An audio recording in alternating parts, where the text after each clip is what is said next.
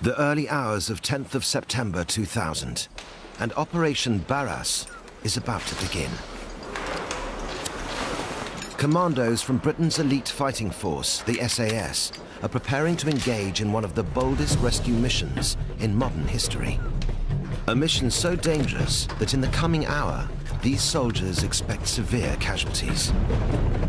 They will be flown deep into the jungle of Sierra Leone, West Africa, in an attempt to release British Army hostages held for more than 2 weeks. The hostage takers are known as the West Side Boys, a gang of notorious killers who are well armed and ruthless. What happens as the rescue attempt unfolds has always been a closely guarded secret. Now, the story of the SAS's mission and the terrible days of captivity endured by the hostages is told on television for the first time by the people who are there. For one of the hostages, it is a story of survival in a living hell. I made up my mind that whatever pains these people might inflict, if I'm going to die, then I must accept it as a soldier. And that was what kept me alive. Terrible, really.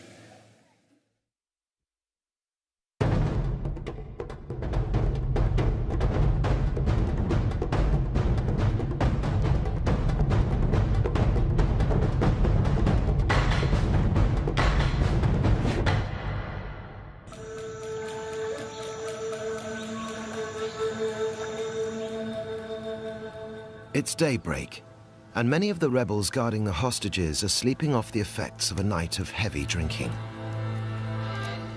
They've emptied crates of beer that have been supplied by British negotiators to make them a little less battle-ready. But these will be no pushovers for the SAS. The gang is armed with everything from AK-47s to anti-aircraft artillery. And many are hardened ex-soldiers, conditioned by countless atrocities against men, women, and children.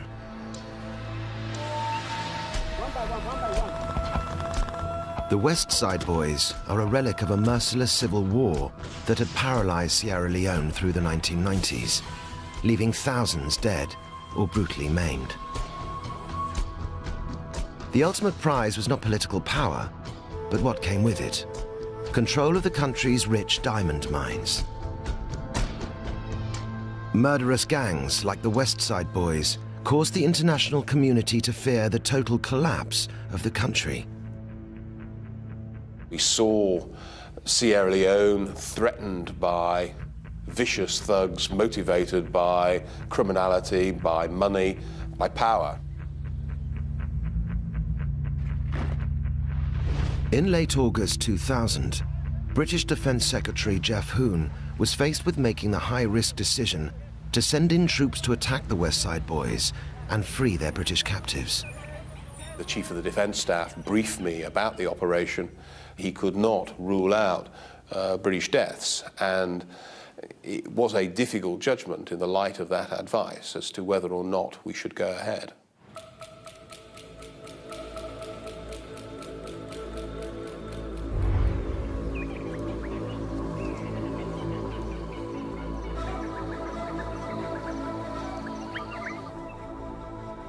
It is the 17th day of imprisonment for the 6 British Army hostages in the rebels' hands. If it is a day like any other, then these men of the 1st Battalion, Royal Irish Regiment, could face a severe beating or a mock execution. Their commanding officer is Major Alan Marshall. It was his decision that led to their capture, and only his ingenuity and quick thinking that has kept his men alive throughout the worst of their ordeal.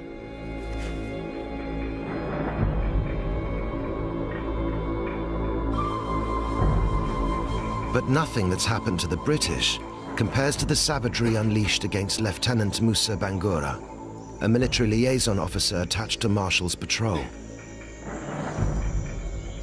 He has routinely been beaten and hacked to unconsciousness. His terrible injuries left to fester in the worst of conditions. On the morning of the SAS rescue attempt, Musa Bangura is close to death. Operation Barras takes flight in 10 minutes. One of the first to be dropped into the West Side Boys' stronghold will be Bombardier Brad Tinian. This is his first combat mission for the SAS. But even for the most experienced commandos, the attack will be a leap into unfamiliar territory. The SAS is famed for its use of stealth, attacking with the element of surprise. But Operation Barras will be a full frontal assault, jumping from large, noisy helicopters that are easy to shoot down into the heart of a camp that is heavily defended.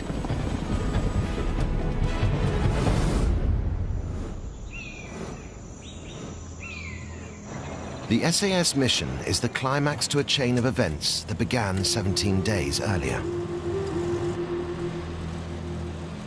A routine convoy of 3 British Army Land Rovers was returning to base near Freetown, the capital of Sierra Leone. The patrol consisted of 12 soldiers, 11 British, and Musa Bangura, then a lieutenant in the Sierra Leone Army. We've been together for over 2-3 months. So I know most of them. I know Major Alan Marshall, Captain Laverty. In fact, Captain Laverty was my counterpart. He was the appointed liaison officer. As the convoy approached a roadblock manned by UN peacekeepers, Major Marshall was about to make a decision that would haunt him for the rest of his life: to divert his patrol off its planned route. Major Alan Marshall spoke with the commander. We were still in our vehicles. After about 2 minutes, he came back into his own vehicle and we diverted. Marshall and most of his patrol still serve in the British Army and are unable to speak publicly. However, the story of what happened next has been pieced together with the eyewitness accounts of Musa Bangura and another key player, Lieutenant Colonel Simon Fordham, who was then Marshall's commanding officer. His liaison with the Jordanians was valid. He did that for perfectly proper, viable military reasons. And whatever Alan did and does as a military officer, he does because he perceives that to be the correct course of duty. There's no question of any map reading error. There's no question of not knowing what he was doing. The British patrol had entered a territory known as the Okra Hills. Musa Bangura knew immediately that they were gambling with their lives in a place where extreme violence had become a way of life. Musa had good reason to be fearful. Years earlier, he had witnessed a failed mutiny in the Sierra Leone army. The rebellious soldiers were thrown out, but many had ganged together, eventually calling themselves the West Side Boys. They were united by a common grudge, especially against serving military officers. I started asking Captain Laverty, can he call the OC and ask him, say I'm concerned, where is he taking us? This area is a West Side Boys infested area. If they see us, they will definitely open fire without even asking.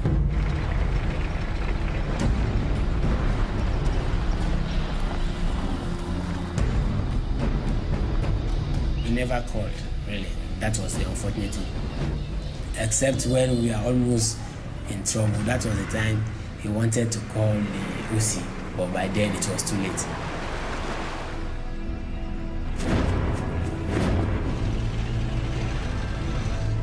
Please!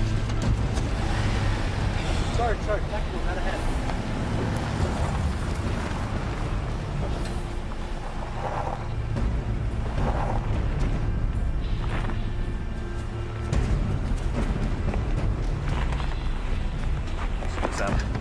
Hold on! Maybe just a roadblock.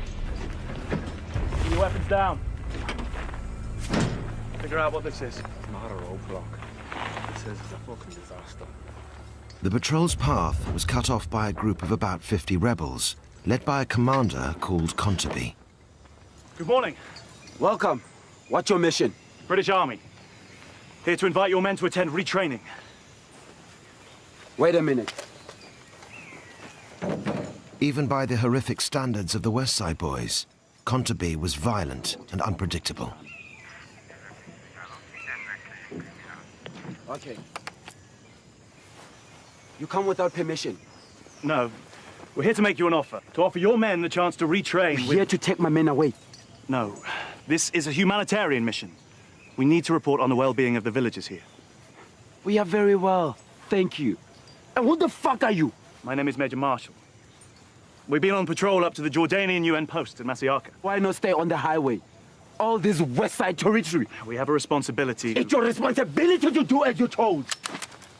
You shoot, you all die. Corporal! We have a 50 caliber weapon, big weapon. And one of the soldiers really wanted to open fire.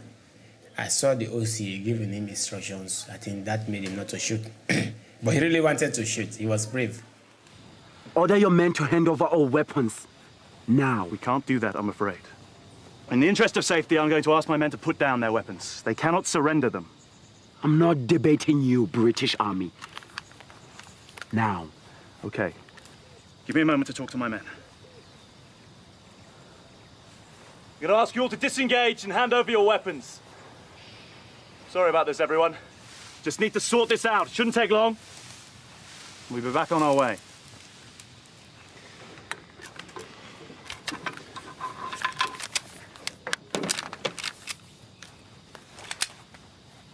Here.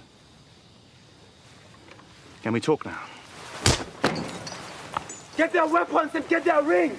Come down! They were now searching these vehicles, ripping them off with radios, weapons, ration, everything. I was an enemy to them because I took these British guys into their camp. So to them, I'm a traitor. So they can treat me worse than these guys, and that was what they did. Kontabi had first met Musa Bangura when they trained together in the Sierra Leone army. Now he was about to renew their acquaintance in the most brutal way imaginable. They came to our own vehicle where I was, and they found me. It was like they found riches from nowhere. Lieutenant Bangura, so you brought the British here to attack us? No, I didn't. They did not ask me anything, and I didn't tell them anything. There was no way I could talk.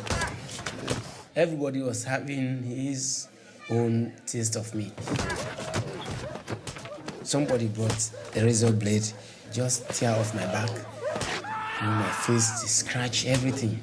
I was dripping in blood. They are not listening, or they are not ready to listen to you. They were shouting. You can't say anything to them. The British patrol was taken across a wide river to Gaberi Bana, once a peaceful village, but now a West Side Boys stronghold. After standing for hours in the hot afternoon sun, the hostages had their first encounter with the rebels' leader, Brigadier Fode Kale. He was an ex-army corporal and a notorious torturer and murderer. Who's the commanding officer? I am. What's your name? Who the hell did this? Get your fucking hands off! Whoa, whoa, okay. Captain, turn around. Relax, Captain, will you? Relax. Name? Major Alan Marshall, 1st Battalion Royal Irish Regiment. And you are? Fode Kale, Brigadier, West Side Boys, whose land you stand on. You must release us at once. And this man needs medical attention now. You are my prisoners until your freedom is negotiated. Lock them up. What's the turn? I'll find a place for him.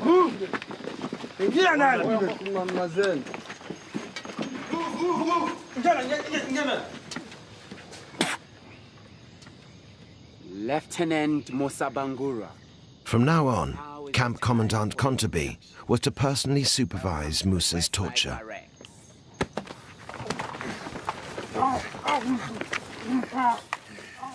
He said he's going to introduce me to the camp. They tied me up, my hands behind my back with my feet, and they dragged me out.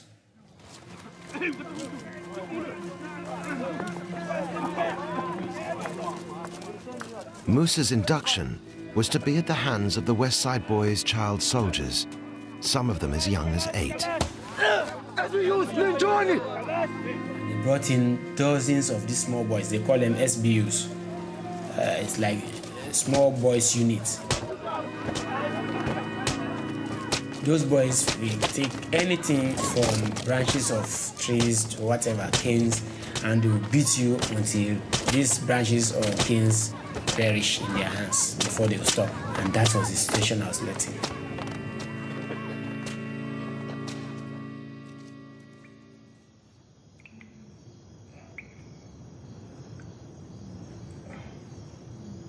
Musa regained consciousness in a so-called dungeon. In reality, one of the camp's latrine pits. I was kept there for the rest of my stay in West Side Boys. For me, the dungeon is my own accommodation, it's my room, my everything.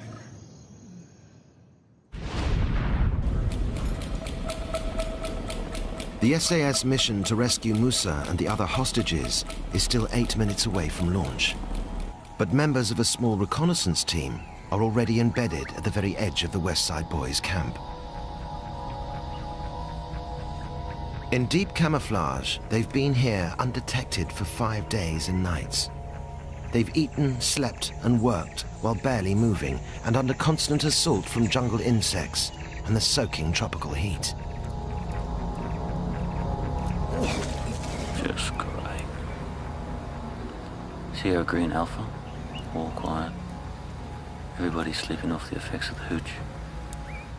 Roger that. Same here. Sierra Green Beta. All clear around the target? Over. The SAS observers have witnessed firsthand some of the abuse endured by the hostages, but have had to remain hidden, unable to intervene. But right now, the SAS rescuers are preparing to board their Chinooks for the short journey to the West Side Boys camp. One way or another, the hostages' ordeal will end within the coming hour.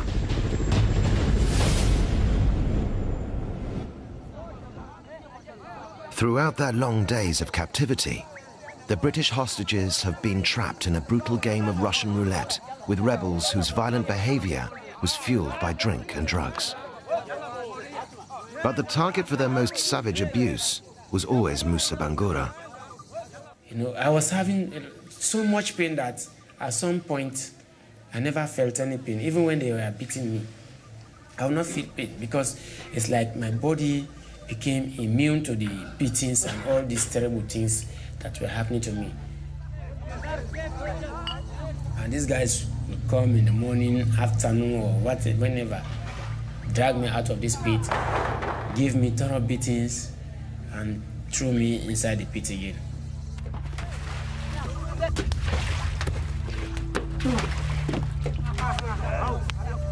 As usual, Camp Commandant Kontabi was on hand to oversee Musa's humiliation. And they would shit on me because they are using the pit as well as a toilet pit. I have no way to move out because I'm tired. Even if I struggle, I will just go deeper into the mud. So I have to sit still.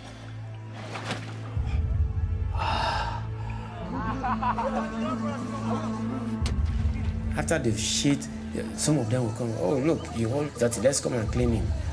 And then 4 or 5 of them will stand on top of the pit and they'll start to urinate on my head so that the shit will drain off, you know.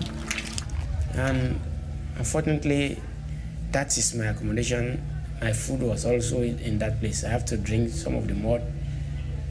And it's terrible, it's just too bad, it's just terrible. No, I never knew I was going to come out alive in that situation. I never knew that. As the days passed, Kontabi's mood was becoming increasingly volatile. It would lead to one of the most dangerous moments of the British hostages' captivity. Conteby was one of several commanders vying with Fode Calais for control of the West Side Boys. The presence of the British captives gave him a chance to exercise his growing power.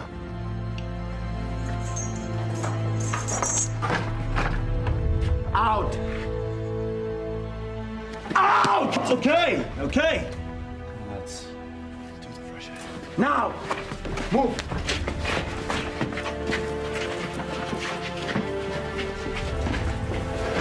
Move!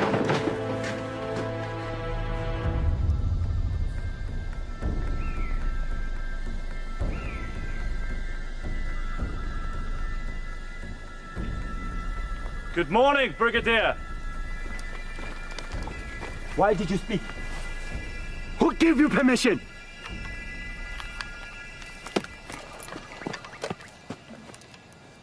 When you see me, you bow and say good morning, Commandant. Good morning, Commandant. Bow! Bow to me like the British bow to Idi Amin.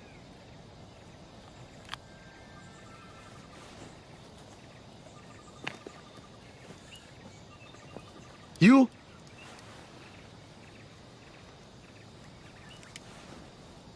Good morning, Commandant. These people were fueled with drink and drugs, and also fueled with the adrenaline and the agitation of the situation that they'd got. And so, on the one hand, they would be perfectly plausible, and then, you know, a couple of minutes later, they would be completely off the wall. On your knees.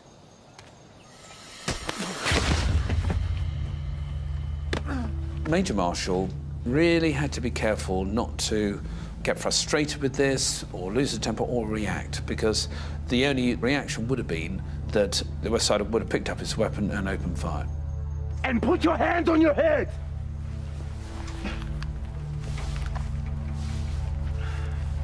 One, 2, 3, 4, 5, 6, 7, 8, 9, 10, 11.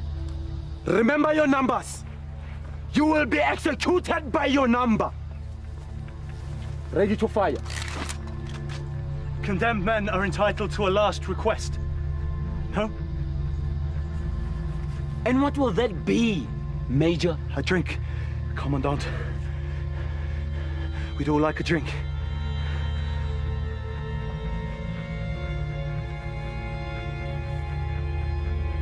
Why not?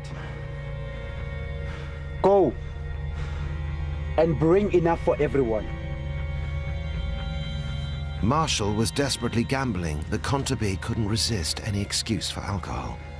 Marshall will probably remain pretty tight-lipped about what happened during that time.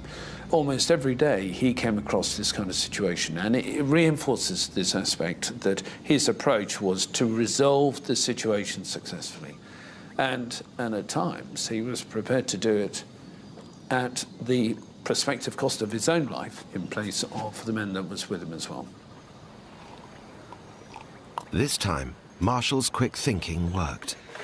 Conteby walked away to his own stash of alcohol and passed out. The threat for now was over, but their lives would be in constant danger until the hour of the SAS assault.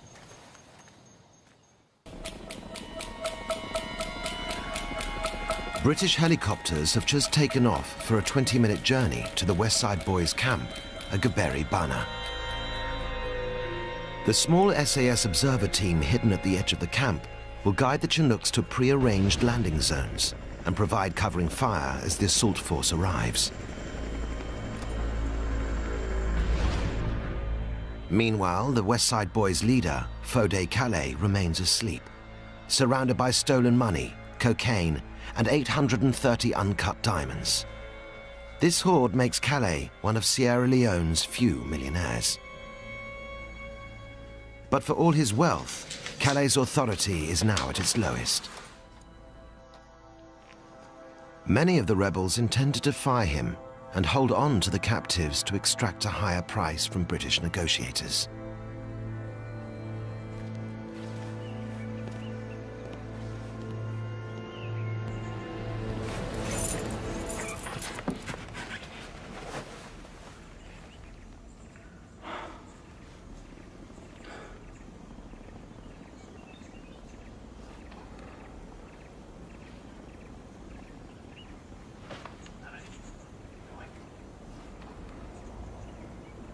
No. Something's up.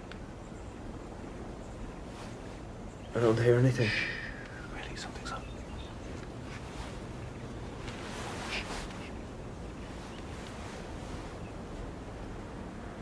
Listen.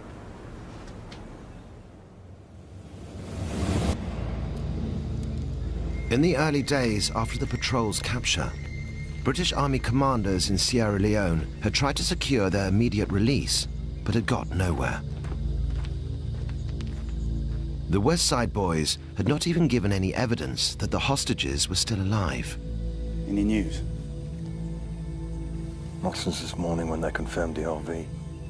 Okay. But Marshall's commanding officer, Lieutenant Colonel Simon Fordham, was about to meet Fode Calais for the first time.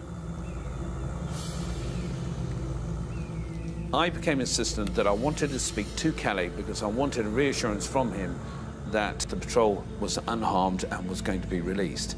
Eventually, after a lot of arguing with the West Siders, they agreed to a meeting at 4:30 that afternoon.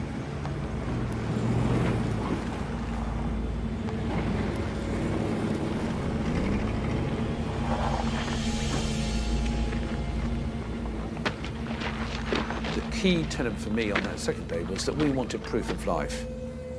And that from every meeting from then on, we would demand this, and we would demand an assurance that the patrol was not being harmed in any way, and they were to be treated properly.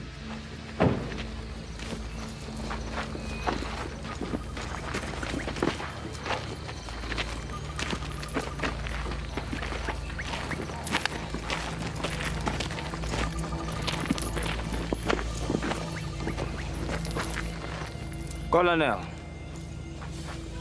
we have more negotiations, eh? We want this resolved as soon as possible. So do we. Fordham was about to learn how difficult that would be. You bring what we demand. We have food, water, medicines, and the sat phone. They're outside. Now, when can we expect the first release of hostages? My commanders here, they demand free education in Britain. You pay. What? Yes.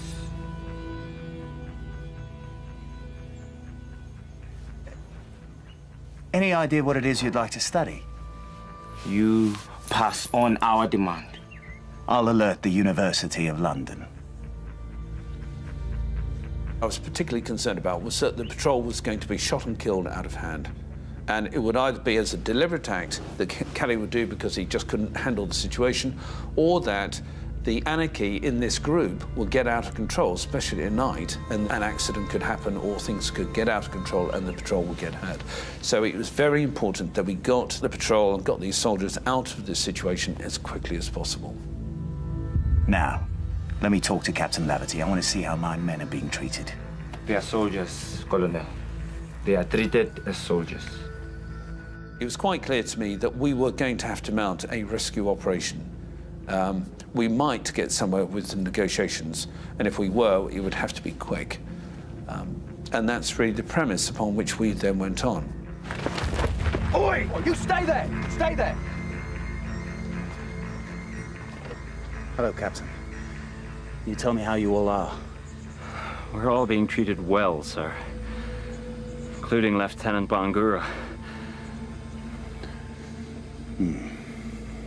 You tell everyone we're going to resolve this very soon. We're doing all we can. Will do, sir. Captain John Laverty only came 2 or 3 times, and on the second time we had an incident of gaining intelligence which was pretty profound at the time. He came forward under guard to me, we shook hands, and it was obvious that he had something in his hand. I took it away, put it in my pocket, and did it without everybody else was there, but no one else saw it. Remember, Colonel, never try to attack us, or your soldiers will die. And keep your helicopters away from us.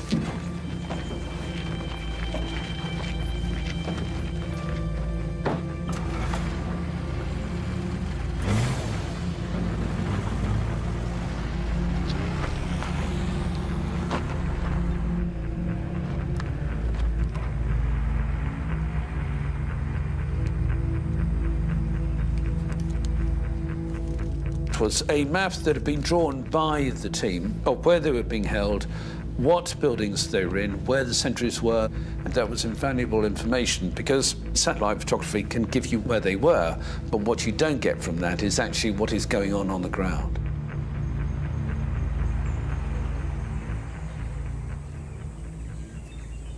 A day later, 5 hostages were released.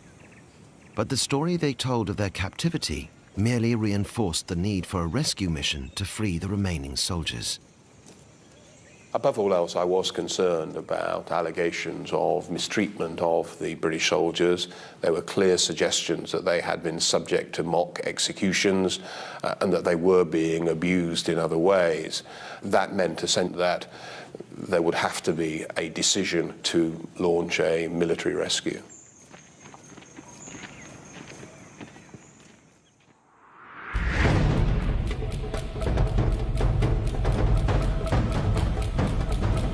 That military rescue mission by the SAS assault force is now within visual range of its target.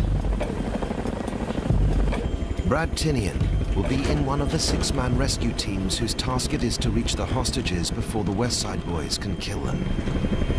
Oi! About 6 minutes out. You ready? Think so? Gotta get in there. No different for the rest of us.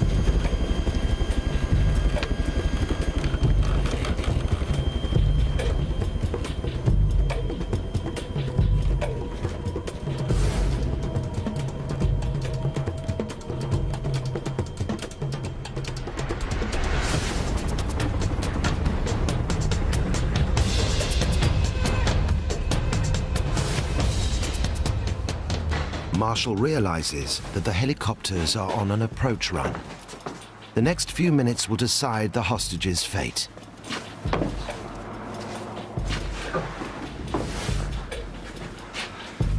Listen up, lads. We need to be ready to move at a moment's notice. Whatever belongings you got left, pack them now. I have time later. All right, boys, you heard him. Okay, let's go.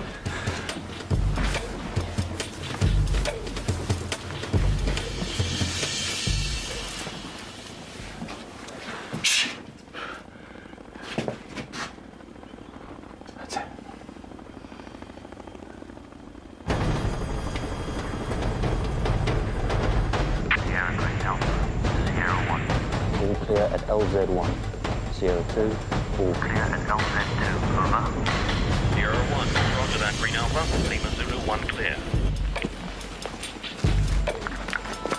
After 5 days in hiding, the SAS observers now get their first chance to go on the offensive.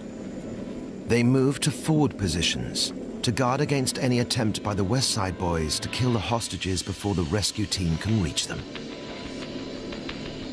As the Chinooks get closer, Musa Bangura is being guarded outside Calais' house. The sounds of the helicopters will gradually increase, until when they heard it, they all stopped talking and ran to Calais' house. Knock. They knocked on the door. We've had helicopters, it's like people want to attack us. And all of a sudden, Calais woke up, he ran outside, he tried to call his commanders. But by then it was too late.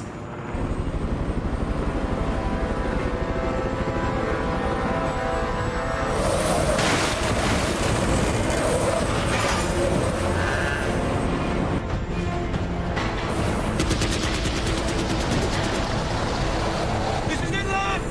Time to go! Come on!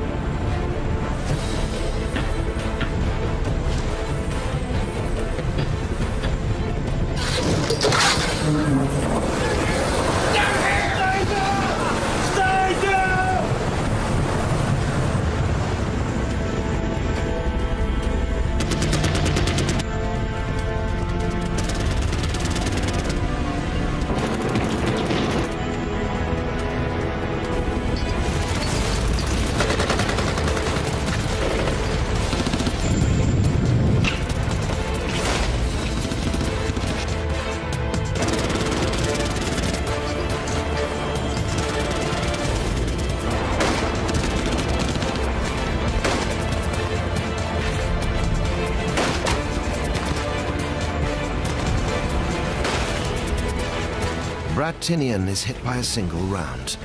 He's the first SAS rescuer to be injured.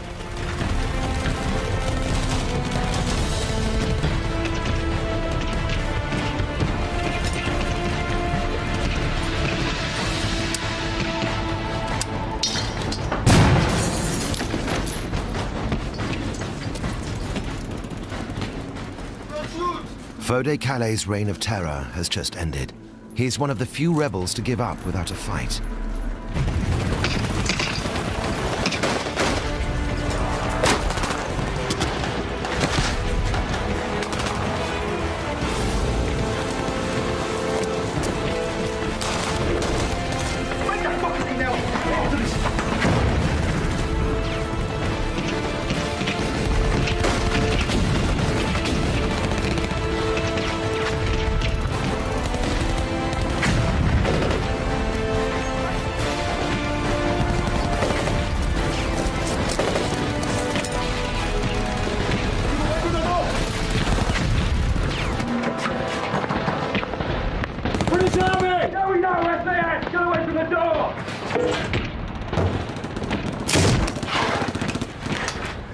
Everyone here? All 6 British, all except Lieutenant Musa for Sierra Leone. Where can I find him? You're back out on the veranda. You look left, it's a large white building. He's in there. Okay, everyone all right? Aye. Stay here until I get back. Here.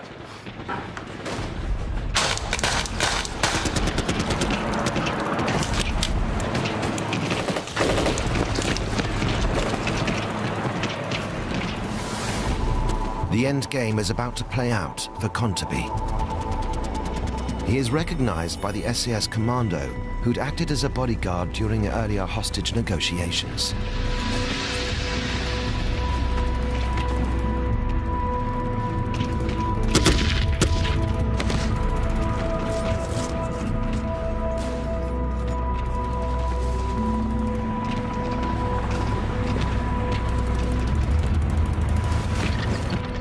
"50 meters away, Musa is trapped under wreckage as Calais' house collapses during the attack. I was there until when I heard voices calling my name, Musa, Musa. Musa! Musa! That time I recognized that these are British voices. Don't move! If you move, I shoot! I said, oh, don't shoot, it's Musa.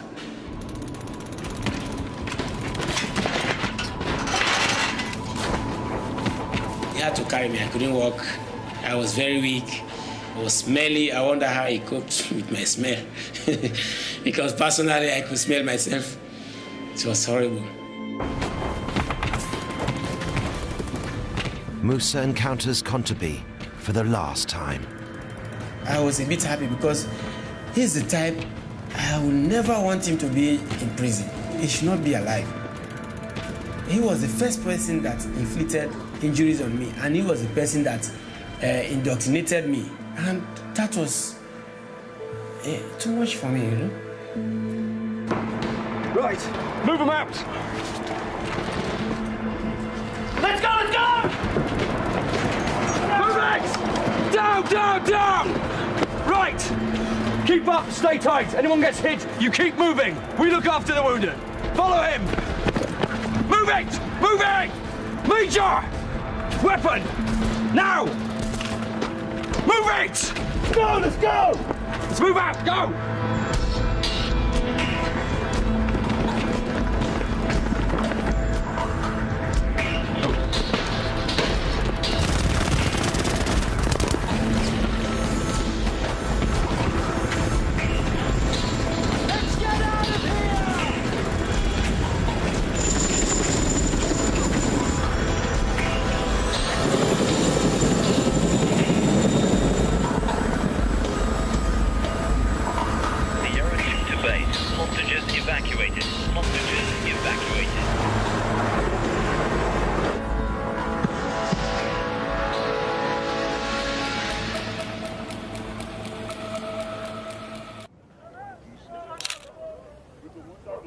With the SAS raid over, more than 60 West Side boys are thought to have been killed. Many of the others have been captured, including their leader, Fode Calais.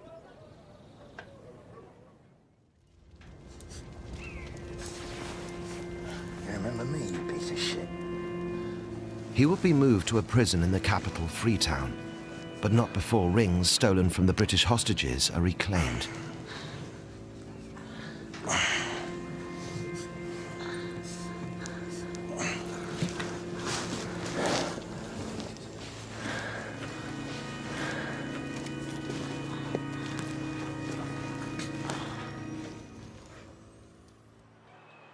Many of the rebels captured that day have since been released.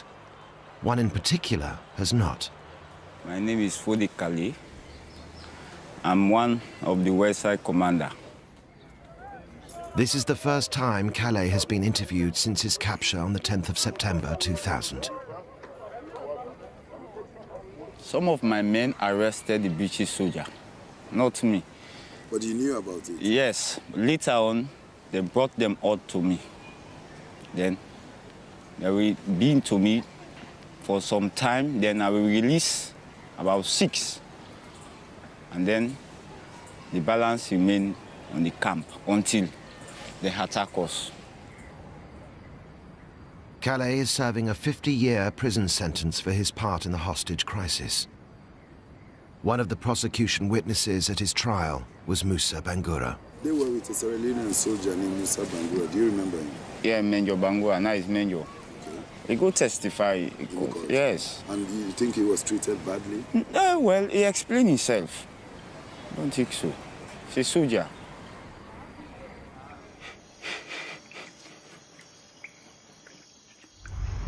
This is war.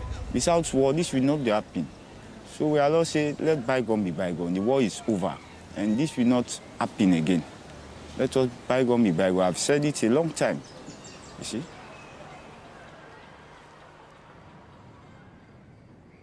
The raid to rescue Musa Bangura and the British hostages hastened the end not only of the West Side Boys, but also the disastrous civil war in Sierra Leone.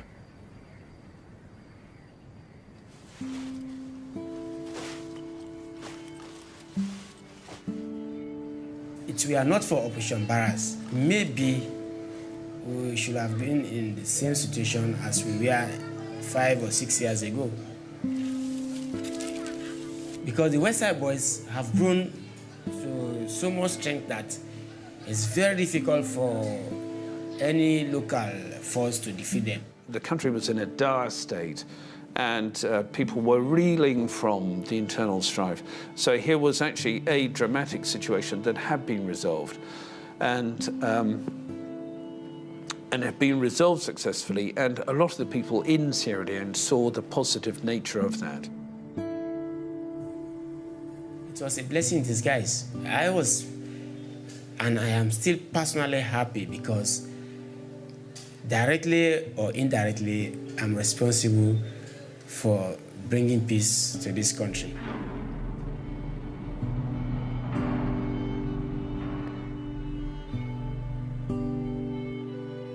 It was a tragic thing to happen, but this was an operation to save and support soldiers that were in peril. And, you know, it is an operation that will be remembered.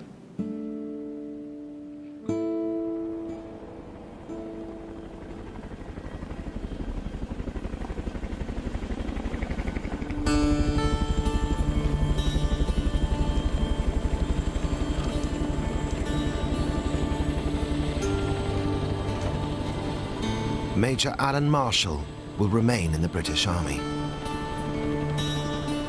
Lieutenant Musa Bangura will recover from most of his wounds. He will be promoted to Major in the Sierra Leone Army. Brad Tinian will not survive his injuries. He's the only fatality among the British rescuers. The mission to free the hostages held by the West Side Boys is one of the great unsung military actions of modern times. A daring raid that not only saved hostages from certain death, but also helped save an entire country from descent into brutal anarchy.